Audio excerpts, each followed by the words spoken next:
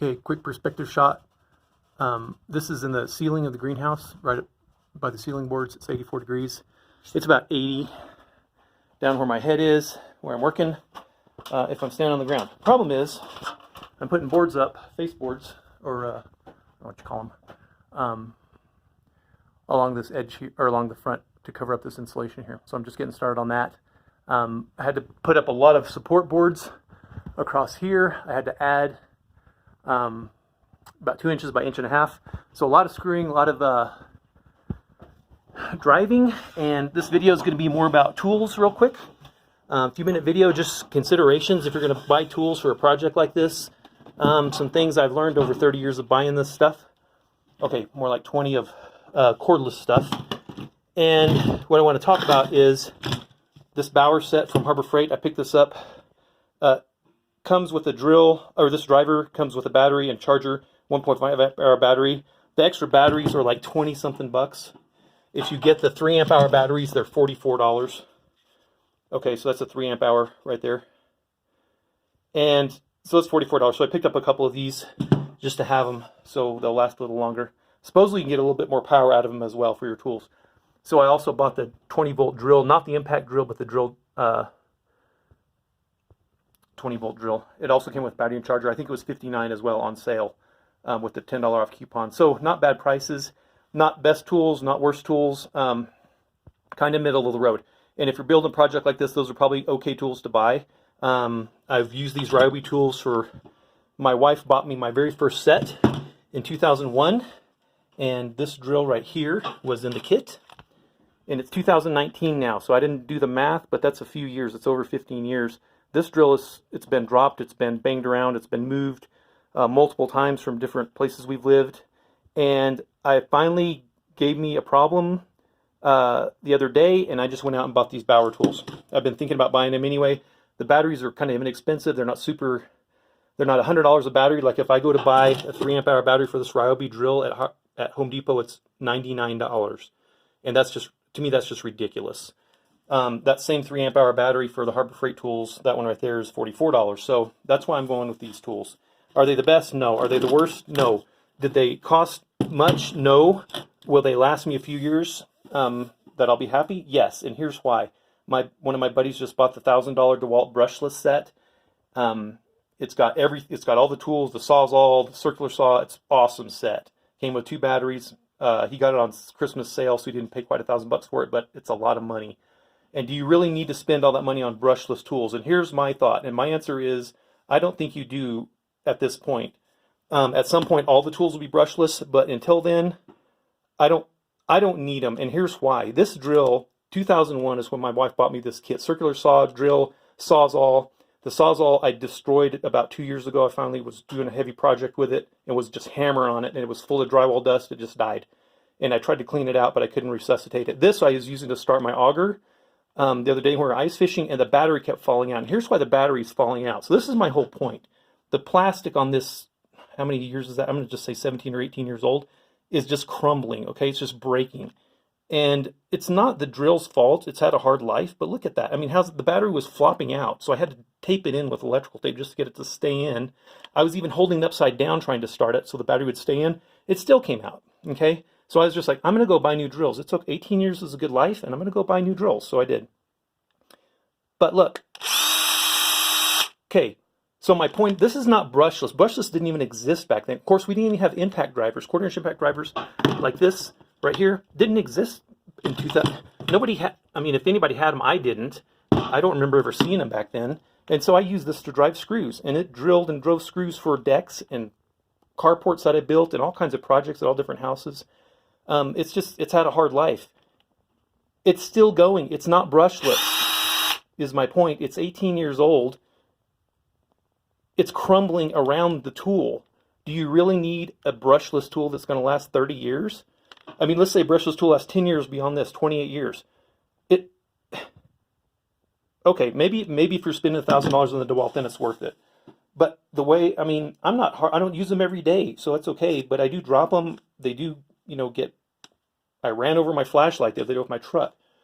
Put it back together and it still works. So, personally, I don't need brushless tools. I don't think I need them right now. Yeah, and you can yeah, I've heard all the arguments, so you can post them down below if you want. I've heard them all, and I agree. They're better tools, but is it worth the cost if you're just going to build one or two projects, or a project like I'm building this Earthship greenhouse right here? Yeah, you want your tools to last forever, sure. But are they going to last forever? Is the plastic around them going to last forever? Are the batteries going to be supported? Now, that's one thing about buying the Ryobis, that 2001, they came out with these NiCad batteries. This came with NiCad batteries. They were terrible. And so when they finally came out with lithium batteries, I almost threw this set away many times just because I was so mad at the batteries. The lithium batteries came out and they were so much better. I can go down and buy the newest battery that Ryobi makes for this drill, and it'll go in this 18-year-old drill and still work. So that's an advantage of buying Ryobi stuff. Probably DeWalt and Milwaukee is going to be the same. If you buy the 18-volt Milwaukee, in 20 years, you're still going to be able to get the battery from them. It's probably still going to be supported. My worry is from Harbor Freight, is that still being supported? I don't know. I don't know. And to me, it's worth the risk. If it lasts me 5-10 years and I have to buy a few new batteries in 3 or 4 years, and they still make it, and then they quit making them, big deal. I got my money's worth out of it if they're still working. And I think they will be. YouTube videos, some people praise them in their videos and other people bash them. Whatever. I don't know. All it's got to do for me is push screws in. I'm not worried about, is it have the best nut busting torque in the world. I don't care about that stuff. It just needs to drive screws. It needs to drill holes. It needs to be reliable, and it needs to not, the batteries need to be cheap. And by cheap, I mean inexpensive to replace, because paying $100 for this stupid Ryobi 3 amp hour battery, that's the 1.5 amp hour, but the 3 amp hour is $100. It's $99 at Home Depot.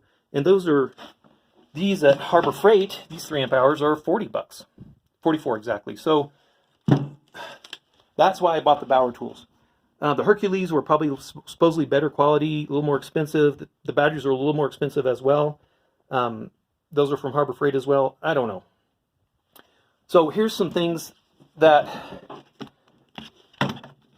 I'm going to talk about, these 3 drill impact drive, quarter-inch impact drivers that I have. Okay, this little Craftsman thing, 12 volt, not heavy duty, but I've beat the heck out of it. I have 2 of these, and I actually bought a 3rd one. I have a new one in a box in the garage just because I love it so much. It's so lightweight, and it just goes and goes and goes and goes. When I'm working on dirt bikes, taking panels off, taking all stuff off, I just chuck up the 10 millimeter and the 8 millimeter in here and just go to town. Working on cars, pulling panel bolts, I mean, whatever. Pulling screws off, doing things in the house. It's lightweight. It doesn't hurt. It's not heavy. You can work over your head with it all day, and that's why I like it. It's nice having a tool. Having a great big 20 volt like they used to be, super heavy. Everybody wanted that big giant. To me, it's just overkill for most of what I need to do. So now that's that one. It's worked really well. Probably not heavy duty enough to do a lot of projects with, but I've driven 8-inch drywall screws through 3 2x4s with that over and over and over and over and over when I was reinforcing a door. Okay, so one thing I hate about this Ryobi, when this is the only brushless tool I own, it was brushless because it was the only one available. That's why I bought it. The tool by itself was, I think, $75. Didn't come with a battery, and that's okay. But what I don't like about it is this right here. See how if you draw a line straight up here, see where the chuck is and the battery? So many times I'd be working on something and I can't get the bit onto the screw that I need to get it on because this battery's in the way. And the Bauer is a little bit better. The battery's a little bit recessed behind. You can see the chuck actually sticks a little bit behind that. So it's a little bit better with the Bauer, but that drives me crazy. And I would not buy that tool again just because of that. And you wouldn't think that'd be a big deal, but it happens to me frequently enough that I wouldn't buy it again. It's been super reliable. I actually dropped it off the back of the Earthship roof 2 or 3 months ago. It broke this off, cracked my battery case on one of the other batteries, and the tool still ran fine. I'm happy with it. Otherwise, I like the adjustability of the torque setting here. It has kind of a light and medium and heavy duty torque setting, so you can kind of control your depth if you're putting in a lot of screws. That is nice. The Bauer doesn't have an adjustment at all. The other thing this Ryobi has that I like is that little stupid magnet. And I thought that's the dumbest thing when I bought it, but I use it a lot when I just have 3 or 4, I want to put 3 or 4 screws there and I can't hold them in my hand because I'm hanging from something while I'm trying to drive screws. The Bauer doesn't have anything like that. Okay, there's no magnet on it. There's not even a bit holder on it, and that kind of annoyed me too, that you can't like pop an extra bit, so when you're flipping back between these, you can see that T15 there, it's not coming in focus, or Phillips bits or whatever, and the Ryobi has a little slot right there on the front. So, pros and cons, but the Ryobi, that's why I wouldn't buy it again. just because that distance right there. Okay, and of course this tool doesn't have that issue at all because the battery sticks out the bottom, and it's a 12 volt. It's a small battery, of course. It's a 12 volt. All right, so that's my only complaint with the Ryobis. The Bowers, we'll see how it goes. I don't know. I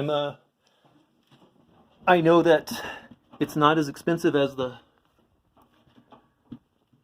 Milwaukees and DeWalts and Rigids and all that stuff that I like to buy, but it's a cheap tool. If I drop it, I'm not going to cry.